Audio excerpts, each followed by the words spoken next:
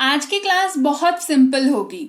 Simple concept है और जिन वाक्यों की मैं प्रैक्टिस कराऊंगी, एक्चुअल में पहले सिखाऊंगी फिर प्रैक्टिस कराऊंगी, वो भी सिंपल वाले हैं।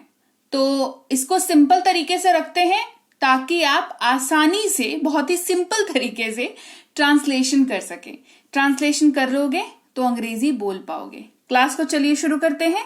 आप देख रहे हैं संडीत इंग्लिश एकेडमी। मैं हूं प्रीति मैम। सब्सक्राइब करके बेल नोटिफिकेशन को ऑन कर दीजिएगा ताकि इन फ्यूचर जो भी क्लासेस आए आपको पता लगे और आप समय पर क्लास को अटेंड कर पाए, क्योंकि ये वाली क्लास के बाद इसकी और 2 हिस्से वाले क्लास आएंगे, वो आपको देखना जरूरी है अगर आप कंप्लीट इसको करना चाहते हो। तो क्लास को शुरू करते हैं।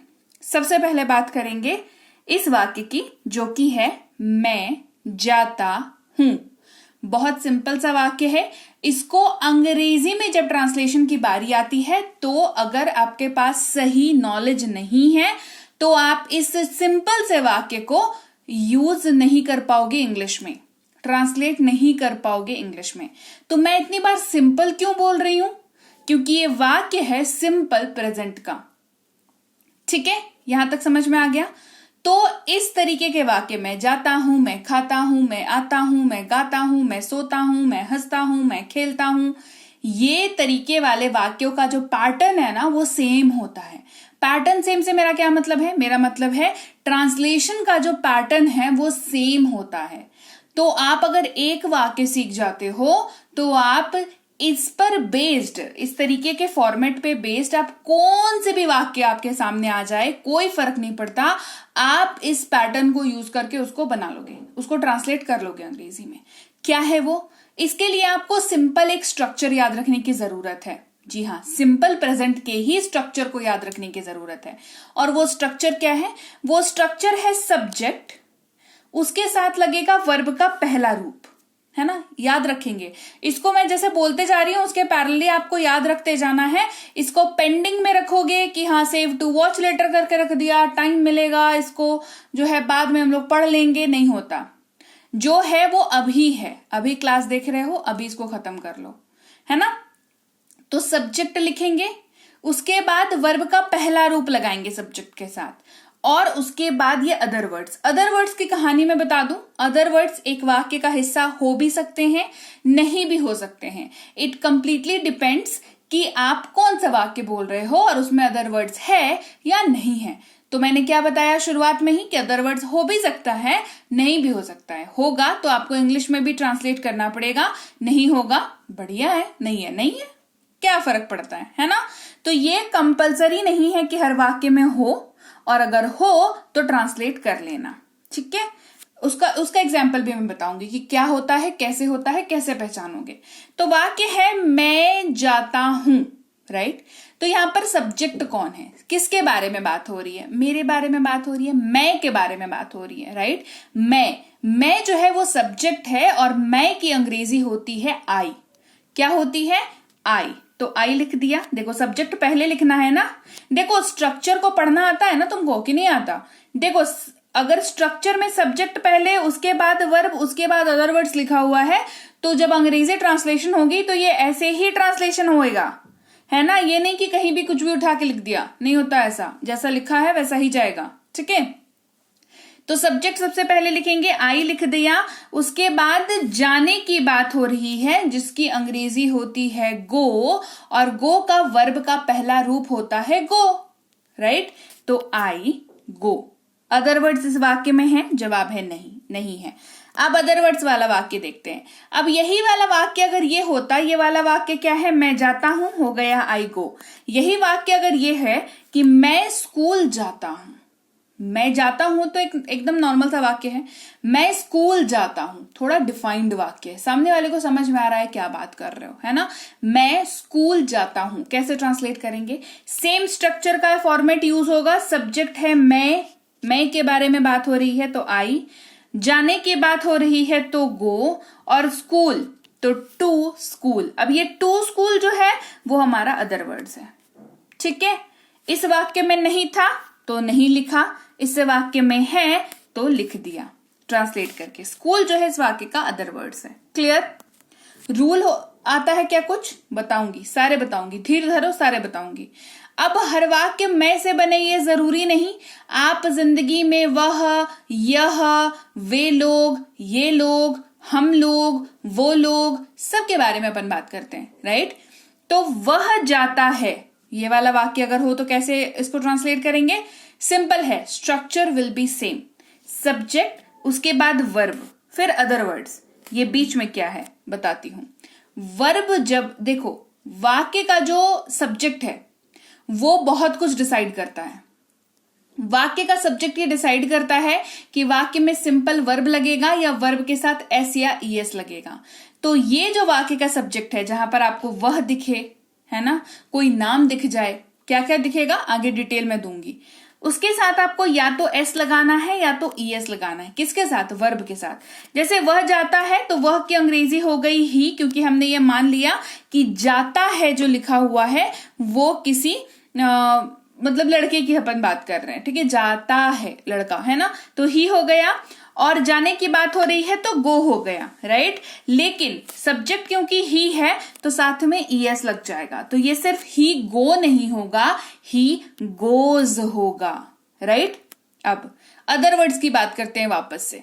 वह स्कूल जाता है, ये सिंपल वाक्य है, वह जाता है, ये है वह स्कूल जाता है, तो ही गोज टू स्कूल, ये अदर वर्ड्स है, ठीक है। तो अदर वर्ड्स के कैटेगरी में भी इसमें कोई परिवर्तन नहीं आया, एस और ईएस वाला जो है वो कायम रहा, है ना। यही मेरा मकसद था इसको बताने का, ठीक है।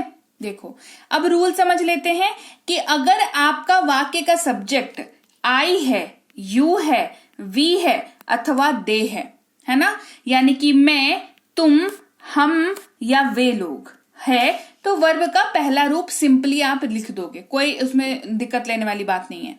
लेकिन वहीं पर अगर वाक्य का जो सब्जेक्ट है ये है ही, शी, इट या कोई भी नाम, मेरा नाम हो, तुम्हारा नाम हो, तुम्हारे पड़ोसी का नाम हो, तुम्हारे दोस्त के गर्लफ्रेंड का नाम हो, ठीक है, कोई भी नाम हो, वहां पर वर्ब के साथ एस या ईएस अपन लगाते हैं, है ना। आ गई बात समझ में? चलो अब थोड़ी प्रैक्टिस कर लेते हैं। वाक्य है आप खाते हैं, आप खाते हैं, इसी स्ट्रक्चर पर बेस्ड होगा। तो आप खाते हैं, यू ईट, यू हमारा सब्जेक्ट है, ईट हमारा V1 है। वे लोग आते हैं, वे लोग यानी कि दे और ये कम, राइट। वह जाता है, ही गोज। वह हंसती है, शी लाफ्स। देखो यहाँ पे रेड रेड कर रखा है एस और ईएस को, सारा इसी स्ट्रक्चर पर बेस्ड है और इसी स्ट्रक्चर के जरिए से बना है। इन सारे के सारे वाक्यों में अदर वर्ड्स नहीं है, इसीलिए ट्रांसलेशन नहीं किया, होता तो कर दिया होता, ठीक है। चलो बात करेंगे पास्ट की। अभी अपन जितनी भी बात कर रहे थे वो सारे सिंपल प्रेजेंट की बात कर रहे थे। अभी पास्ट में भी तो वाक्य बोलते हैं ना, जैसे मैंने खाया, मैंने खाया, राइट। ये हो जाएगा सब्जेक्ट, साथ में वर्ब का सेकंड फॉर्म। सिंपल पास्ट का सबसे पहला जो रूल है, थंब रूल, आपको याद रखना है कि सिंपल पास्ट में आपको वर्ब के सेकंड फॉर्म का यूज करना होता है, उसके साथ अदर वर्ड्स। तो मैंने खाया, आई एट, ईट का वर्ब का सेकंड फॉर्म क्या होता है? एट होता है, तो आई एट। अदर वर्ड्स इसमें नहीं है। मैंने एक आम खाया, मैंने एक आम खाया, ये सिंपल था, मैंने खाया, ये है मैंने आम खाया। तो सब्जेक्ट आई हो गया, मैंने यानी कि आई, वर्ब का सेकंड फॉर्म यहां पर भी लगेगा एट। अदर वर्ड्स की अपन बात कर रहे हैं, एक आम यानी कि a mango, I at a mango, मैंने एक आम खाया, आई एट अ मैंगो। तो यहां पे भी फिर एस और यस वाला हिसाब है? जवाब है नहीं। जब भी आप सिंपल प्रेजेंट का कोई सा भी वाक्य बनाओ, उसके लिए चाहे आप आई, यू, वी, दे की बात करो या ही, शी, इट या किसी भी नाम की बात करो, दोनों ही सूरतों में वर्ब का सेकंड फॉर्म ही यूज होगा, इन सब के साथ यूज होगा। तो अलग से यहां पर कोई रूल याद रखने की जरूरत नहीं है। ये एस और ईएस वाला जो रूल है आज मैं आपको बता ही देती हूं, सिर्फ और सिर्फ सिंपल प्रेजेंट का काम है, दैट इज इट, ठीक है। वहीं तक आपको इसको याद रखने की जरूरत है, आगे कहीं याद रखने की जरूरत इसको नहीं है, एस और ईएस वाला खाली, ठीक है। चलो अब प्रैक्टिस करते हैं।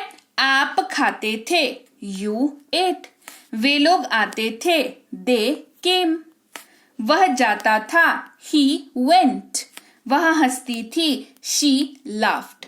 यहां पर खाते थे, उसका V2 ate, आने का कम होता है V2 came, जाने का गो होता है V2 went, और हंसने का लाफ होता है V2 laughed। ठीक है, आगे बात समझ। अगेन इन सारे शब्दों में कहीं पर भी अदर वर्ड्स नहीं है, होता तो अपन लिखते, है ना। चलो आगे बढ़ते हैं, बात करेंगे सिंपल फ्यूचर वाले वाक्यों की। देखो, फ्यूचर का जो भी वाक्य होगा उसके लास्ट में आपको गा जो है वो दिखेगा ही, गा, गे, गी, ये सब दिखेगा ही आपको। ठीक है, तो मैंने कहा मैं खाऊंगा या कहा मैं खाऊंगी, दोनों में से कुछ भी बोल सकते हैं हम लोग, है ना। तो मैं खाऊंगा, इसको ट्रांसलेट करते हैं। चलिए, किसके खाने की बात हो रही है? मेरे, मैंने, मैं, है ना, मैं खाऊंगा। तो मैं यहां पर सब्जेक्ट है अगेन, जिसकी अंग्रेजी होती है आई, और खाने की बात हो रही है तो ईट रहेगा, है ना, वर्ब का पहला रूप। यहां पर एक नए शब्द की एंट्री होती है, एक नए शब्द से आपका परिचय होता है जो कि है विल, और जब भी फ्यूचर की बात करोगे विल से मुलाकात होगी। ठीक है, हो जाएगा आई विल। ये तुमको ना परेशान नहीं करेगा, बिल्कुल परेशान नहीं करेगा। ये सिंपल विल है तो इसको आई और ईट के बीच में ना खाली डाल दो, क्योंकि फ्यूचर सिंपल फ्यूचर का वाक्य है तो विल रहेगा, तो इसको आई और ईट के बीच में खाली लिख दो, काम खत्म, है ना। तो ये हो जाएगा आई विल ईट, मैं खाऊंगा, आई विल ईट। ये समझ लो, ये जो लास्ट का गा गे गी है ना, उसके जगह पर विल आता है। तो अगर गागेगी है तो विल भी होगा, हिंदी में गागेगी है तो अंग्रेजी में विल होगा, राइट। चलो अब अदर वर्ड्स वाला वाक्य भी देखते हैं। मैं एक आम खाऊंगा, ठीक है, मैं खाऊंगा, मैं एक आम खाऊंगा, मैं एक आम खाऊंगा, राइट। यहां पर क्या हो गया, मैं यानी कि आई, विल तो रहेगा ही क्योंकि गा है लास्ट में तो विल लिख दिया। अब वर्ब का पहला रूप खाने का ईट होता है, लिख दिया। अ मैंगो, एक आम, अ मैंगो, ये हमारा अदर वर्ड्स है, वो लिख दिया। इस वाक्य में है तो लिख दिया, राइट। क्या यहां पर रूल याद रखने की जरूरत है? कुछ खास नहीं। आई, यू, वी या दे हो, या फिर हो ही, शी, इट या कोई भी नाम, विल का इस्तेमाल आप इन सब के साथ कर सकते हैं, बिल्कुल बेफिक्र होकर के कर सकते हैं, ठीक है, क्योंकि इन सब के साथ विल यूज होता है। अब कुछ लोगों के कॉन्सेप्ट में ये वाला चीज है कि मैम विल जो है वो शैल भी वहां पर यूज हो जाता है। देखो, ये बात कुछ सालों पहले तक तो थी कि हाँ हो जाता था, लेकिन अभी जो है ना शैल जो है अब व्यवहारिक तौर पर यूज नहीं होता है। बहुत हाई फाई स्ट्रक्चर में जाओगे, इंग्लिश के स्ट्रक्चर में, तो कहीं तुमको देखने को मिलेगा, बट सिंपल इंग्लिश की बात करें, उस इंग्लिश की बात करें जो हम लोग रोजमर्रा के लाइफ में बोलने के लिए इस्तेमाल करते हैं, वहां पर शैल का रोल जो है वो नेग्लिजिबल है, ना के बराबर है, नहीं यूज का होता है, ठीक है, इसको गांठ बांध लो, नहीं यूज होता है, तो आप विल का ही इस्तेमाल करोगे। क्लियर हो गई बात? एकदम बात क्लियर हो गई। अब इसको प्रैक्टिस कर लेते हैं। वाक्य है आप खाएंगे, तो यू विल ईट, वे लोग आएंगे, दे विल कम, वह जाएगा, ही विल गो, वह हंसेगी, शी विल लाफ। देखो यहां पर सब्जेक्ट है, ये हमारा विल है क्योंकि गे, गे, गा, गी सब दिख गया, गा, गे, गी दिख गया, विल लग गया सब में, देखो विल है। उसके बाद वर्ब का पहला रूप खाने का ईट, आने का कम, जाने का गो और हंसने का लाफ। क्लियर? आप की अंग्रेजी यू, वो वे या वे लोग की अंग्रेजी दे, वह की अंग्रेजी पुरुष के लिए अगर है तो ही, और महिला के लिए अगर है तो शी। ठीक है, subject plus will plus V1 plus other words. Again in सारे वाक्यों में अदर वर्ड्स नहीं है तो हमने नहीं लिखा। क्लियर? कोई दिक्कत, किसी तरीके की कोई समस्या? चलो एक बार क्विक रिवीजन कर लेते हैं। आप खाते हैं, यू ईट, आप खाते थे, यू एट, आप खाएंगे, यू विल ईट। तो present simple, past simple, future simple, right. वे लोग आते हैं, वे लोग आते थे, वे लोग आएंगे, दे कम, दे केम, दे विल कम। वह जाता है, ही गोज, वह जाता था, ही वेंट, वह जाएगा, ही विल गो। वह हंसती है, शी लाफ्स, वह हंसती थी, शी लाफ्ड, वह हंसेगी, शी विल लाफ। ये जो आपको स्क्रीन पे दिख रहा है ना अभी, ये आज की पूरी क्लास का जिस्ट है। ये क्विक रिवीजन है आज की पूरी क्लास का। स्ट्रक्चर आपने याद करना है, और इन सारे वाक्यों की अंग्रेजी मुझे कमेंट सेक्शन में प्रैक्टिस करके स्ट्रक्चर के साथ मुझे लिख करके बतानी है। आज क्लास देख ली, आज जितना समझ में आया उतना करो, बाकी नोट्स बना लो और मेरे को 2-3 दिन बाद इसी वीडियो के कमेंट सेक्शन में आकर के ये वाला आपका होमवर्क है इसको बताते जाना, ठीक है? आगे बात समझ में? तो चलिए, ये थी आज की क्लास जहां पर हमने सीखा present simple, past simple, future simple के जो सभी वाक्य हो, कोई सा भी सब्जेक्ट के साथ हो, अदर वर्ड्स उसमें हो ना हो, एस लगा देंगे, ईएस लगा देंगे, विल का यूज सीख लिया हमने, वर्ब के सेकंड फॉर्म का यूज होता है ये भी सीख लिया हमने, राइट? ये सब हमने आज की क्लास में सीखा। इसको कहते हैं डेप्थ में नॉलेज होना, है ना? इसी को कहते हैं ना कि जब आप एकदम बिल्कुल घुस के पढ़ाई करते हो कि नहीं अभी तो खत्म करके रहेंगे, है ना? इसी वजह से मैंने ना इसको हिस्सों में किया है। ये वाला एक हिस्सा हो गया, बाकी 2 हिस्से इसके आने हैं। कमेंट करके बताओ चाहिए नहीं चाहिए। और आप देख रहे हैं संरीति इंग्लिश एकेडमी, मैं हूं प्रीति मैम। सब्सक्राइब करके बेल नोटिफिकेशन को ऑन कर देना। कोई कोर्स करना हो तो वो कोर्स आप कर सकते हो हमारी ऐप पर। इंग्लिश स्पीकिंग की, रीडिंग की, ग्रामर की, राइटिंग की और ई बुक्स ले सकते हो। संरीति इंग्लिश एकेडमी ऐप है, डाउनलोड इंस्टॉल कर लेना। कोई दिक्कत हो तो इस नंबर पर मैसेज करके बातचीत कर लेना। इसके अलावा इस वाली वेबसाइट से ई बुक्स ले सकते हो, पीडीएफ की किताबें हैं तो डाउनलोड जरूर कर लेना। और व्हाट्सएप का ग्रुप, टेलीग्राम का चैनल ज्वाइन कर लेना, नहीं तो ऐसी ही अच्छी क्लासेस आएंगी। और इन केस आप ज्वाइंड नहीं हो तो आपसे ये क्लासेस मिस हो जाएंगी और जो कंफ्यूजन है वो हमेशा बना ही रहेगा, है ना? कंफ्यूजन दूर करना है तो इन ग्रुप को ज्वाइन कर लेना, ठीक है? और मैं आपसे मिलूंगी आपकी अगली क्लास में, यानी कि कल। Till then, thank you so much for watching. Stay tuned to Sanriti English academy.